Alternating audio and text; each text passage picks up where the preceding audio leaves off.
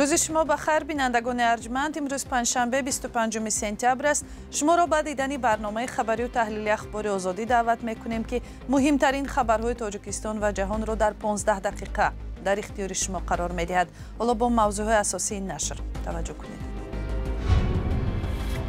در نتیجه یک صدمه در منطقه کدوچی ناحیه واسه که ظاهراً در پی به اصطلاح عسکر شکار به وقوع پیوست 3 نفر کشته و چند تن زخمی شدند.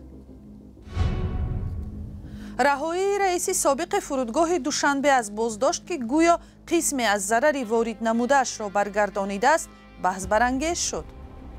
کسی داره مبلغ جبران میکنه از چی جوابش میتونه از سر سود مثلا قانون برای همه باید برابر باشد. متخصص میگوید نادیده گرفتن قاعده و معیارهای استفاده میتواند سببگار آتش گرفتن ماشین‌های برقی شود.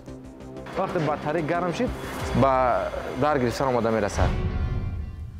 در ناحیه واسه ولایت ختلان در صدمه با اشتراک کارمند کمیسریات حربی 3 نفر کشته و 4 تن زخمی شده است. حادثه روز 22 سپتامبر در راه دهه کدوچی جماعت باباشاهیان رخ داد. 2 تن از ساکنان این جماعت با شرط ذکر نشدن نامشان در صحبت با رادیوی آزادی گفتند صدمه زمانی رخ داد که کارمند کمیسریات حربی یک جوان سنی دعوت را با زور به ماشین سوار کرده ماشین را با سرعت رانده و به ماشین سمت مقابل برخورد. وزارت کارهای داخلی تاجیکستان صدمه را تصدیق کرده است ولی به کارمند کمیسریات حربی بودن صاحب ماشین اشاره نمی کند.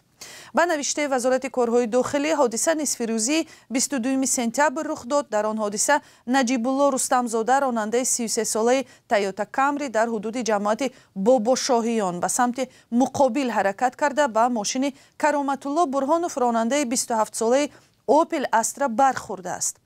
در این حادثه راننده اوپل استرا با 2 مسافرش نرگس ابراهیموف 30 و دولت بیبی زبیروف 54 ساله در جای حادثه هلاک شدند.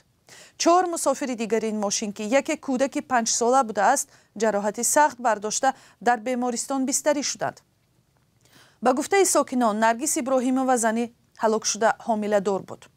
پرونده را دادستانی ناحیه واسه تفتیش میکند. در تاجیکستان آمادگی به جلب جوانان در موسم تیرماهی ادامه دارد. امام علی رحمان پرزیدنت تاجیکستان معرکه سفربری به ارتش در موسم تیرماهی را آخر ماه اوگوست امضا کرده بود. رسما از 1 اکتبر تا آخر ماه نوامبر سفربری جوانان به ارتش ادامه میکند. همه سال از ساکنان شکایت میرسد که کارمندان کمیسریات حربی دست به ابله زده جوانان را با زور به ارتش میبرند و این روند آلوده به خشونت است. مقامات میگویند هزاران جوان اختیاری به ارتش میروند و جلب مجبوری به ارتش را تقریبا همیشه رد کردند.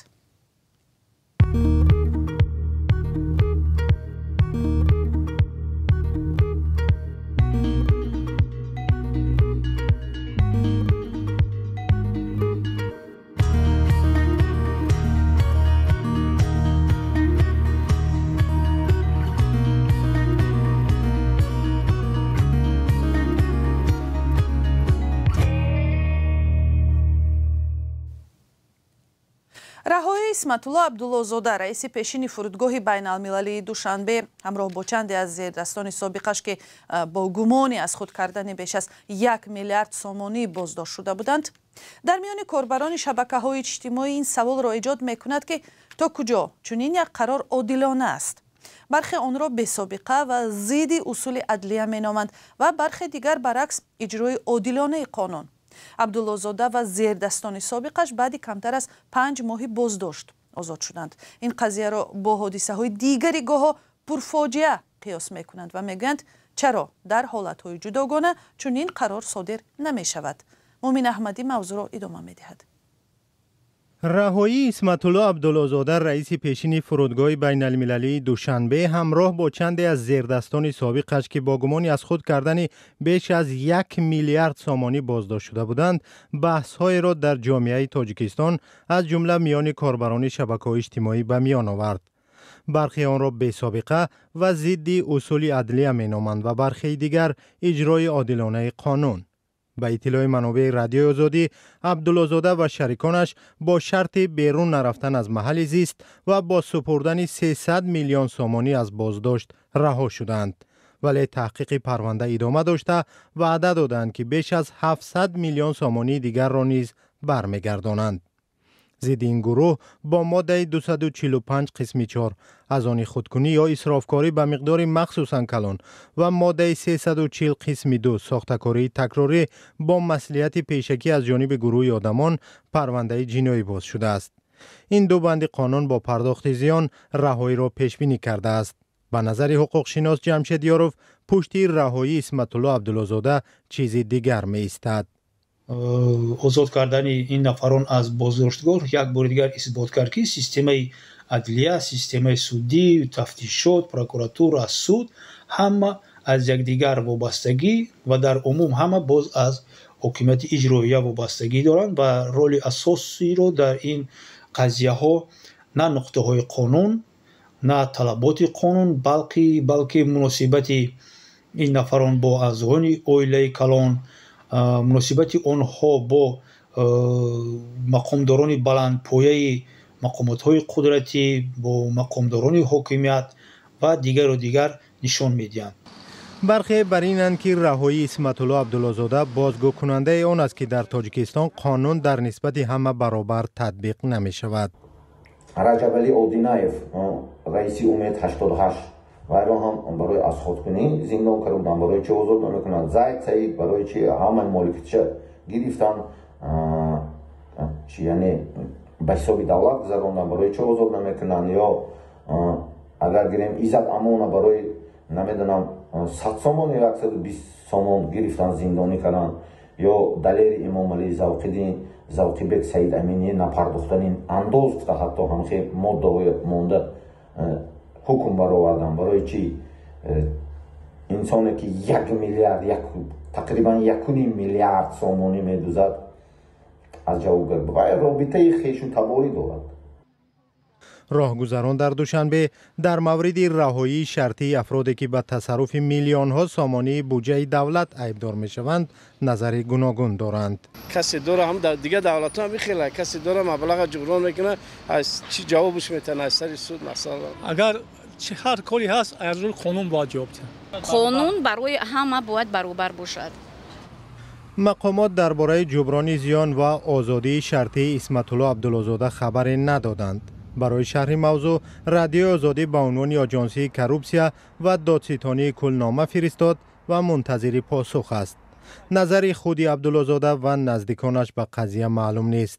او از سال 2016 رئیس فرودگاه بین المللی دوشنبه بود و در پی سنجش آژانسی کروپسیا در این اداره نسبتش پرونده باز شد. در امریکا تحقیق کار ماشین‌های تسلا صاحبکار ایلون ماسک جریان دارد که معروفترین شرکت استحصال کننده ماشین‌های برقی در جهان می باشد.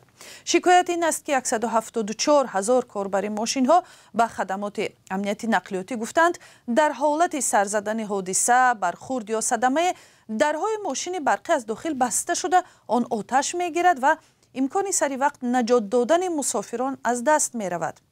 یک خانواده که فرزندش را در صدمه مثل این از دست داده است میگوید وقتی سر زدن صدمه فرزند آنها در داخل ماشین بند ماند در حالی که میشد جان او را نجات داد. بحث امنیتی فنی ماشین های برقی در تاجیکستان هم صدا می دهد. همکارانم زرانگیز نوروزشاه و شهلا عبدالله در مثال فاجعه اخیر 5 عضو یک عائله این موضوع را با متخصصان در میان گذاشتند. نشر صحنه دهشتناک از صدمه مدهش الکترومبیل که یک عائله را از بین برد، سوختار یک ماشین برقی در دوشنبه و چند صدمه مرگبار با این نوع ماشین ها بحث و سوال‌های را بیشتر کرده است که تا کجا آن به خطر است. روشن سعدالله‌اف از جمله اولین نفرانی است که شیوه تعمیر ماشین‌های برقی را در بیرون از کشور آموخته است. در صفحه اینستاگرامش از جمله درباره شیوه درست استفاده ماشین‌های برقی صحبت می‌کند و مشورت می‌دهد. می‌گوید بسیاری از رانندگان ماشین برقی درباره آن معلومات ضروری ندارند. سوختار حساب نمی میشه وقتی جای باتری اگر نم داشته باشه، جای باتری اگر همین جایی که باتری با باتری سیریز داره اگر اکسلر گرفتگی باشه و سراز آتش می‌گیره. چیزی دیگری که به گفته این متخصص میتواند مشکل یا خطر ایجاد کند این از معیار زیاد استفاده بردن ماشین های برقی است. بسیاری بد میگردند 200 کیلومتر زیاد میگردند. نگروز که میشه باتری گرم میشه، باتریوشون سیستم خنوکنی داره. همون سیستم ونتیلاسیون باید خنوکنی که اهمیت بده. وقتی باتری گرم شد با در گرفتن آماده میرسد. متخصص میگوید 80% بخطری ماشین‌های برقی از باتری‌های آن وابسته است. برخی از رانندگان از واردات ماشین‌های برقی با صفت پست شکایت می‌کنند، اما به اندیشه سفر راننده‌ای که بیش از 5 سال باز با ماشین برقی تاکسیرانی می‌کند، یک عامل رعایت نشدن قاعده بخطری از سوی مخصوصاً تاکسیران‌ها به وضع مالی و طلبات سخت شرکت‌ها وابسته است. فکر می‌کنم سطح مالیوی مردم ده. برای چی؟ برای که 100 سومون و باید گیرد هر روز شرکت سپوره. هر روز 100 سومون شرکت سپوره.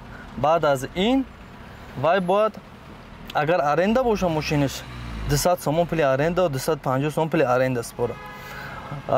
بانک داشته باشه وای باید هر روز 300 سومون کسر کنه پول بانکش. باز زندگی داره، عائله داره، چی داره. یک فرق ماشین‌های برقی از نقلیات دیگر این زود سرعت گرفتن آن بوده است. سرباری زیاد به ماشین یا بلند کردن سرعت حرکت اداره ماشین برقی را مشکل کرده سبب سر زدن سوختار می شده است. متخصص فیروز جابیروف از یک نقطه مهم دیگر یادرس شد. نباید ما اتومبیل برقی را از 90% زیادتر ضرر دهیم و نه کم از 10%. فیروز در کافدرای استفاده بری نقلیات اتومبیلی در دانشگاه تکنیکی به نام اوسیمی درس میگوید. به باور او سر و صداها اوید تاثیر بد ماشین‌های برقی به سلامتی آدمان اساسی علمی ندارد. به گفته او در مجموع استفاده نقلیات برقی در شرایط تاجیکستان موافق و قلای است. اتومبیل‌های برقی از جهت اقتصادی کم مصرف است و از جهت اکولوژی تازه هستند و پهلوی اساسی از آن عبارت است که وابستگی جمهوری تاجیکستان را از واردشوی مواد سوخت از دیگر دولت‌ها کم می‌سازد. در شرایط اقلیمی سرد ضرریت اتومبیل‌های برقی قوتش پست شدن میگه، یعنی که تیز پست میشود، یعنی که در اونجا از پیچکه استفاده میبرند، از دیگر استفاده میکنند. با شرایط جمهوری بسیار با مقصد خیلی موافق هستند. امسال برای اولین بار در دانشگاه تکنیکی به نام اوسیمی اختصاص مخصوص نقلیات برقی راه اندازی شده است. طلبگاران تحصیل در آن زیاد بودند. آموزگاران این اختصاص در کشورهای دیگر درس گرفته و دانشجویان طرز ساخت ماشین‌های برقی، خدمت رسانی و نگاهبین تکنیکی آن را می‌آموزند. مسئولین باور دارند با آماده کردن متخصصان ساحه آینده آگاهی و استفاده از نقلیات برقی بهتر و به‌خطر خواهد شد. بر اساس دستور حکومت تاجیکستان تا سال 2028 باید تا 30% ماشین‌ها در کشور برقی یا الکترومبیل باشند. طبق اطلاع رسمی تنها دوام 3 ماه اول این سال به کشور بیش از 6000 نقلیات برقی وارد شده است. در قرغیزستان با رأی اکثر وکیلان جگرگوکنش هیئت پارلمان این کشور پراکنده شد. در آوازدهی امروزه از 90 وکیل 84 نفرش گفتند طرفدار پراکنده کردن پارلمان هستند. رئیس مجلس قرغیزستان نورلانبک تورگونبک اولو گفت که درخواست پراکنده کردن پارلمان را چند پیش در یک عریضه 32 وکیل پیشنهاد کردند و به باور او دلیل‌های آنها اساسناک هستند. در این مراجعت گفته شده است که در قرغیزستان ماه نوامبر سال 2026 انتخابات نوبتی پارلمانی و ینور سال 2027 انتخابات پرزیدنتی برپا خواهد شد و کمیسیون مرکزی انتخابات ها در فرصت کوتاه نمیتواند این دو چاره‌بینی مهم سیاسی را برگزار نماید. رئیس پارلمان گفت دو معرکه پیهم سیاسی در کشور مشکلات سیاسی و اقتصادی ایجاد میکند. بر اساس قانون در پی قرار پراکنده شدن پارلمان در دوام 5 روز باید سنه برگزاری انتخابات غیر نوبتی اعلان شود.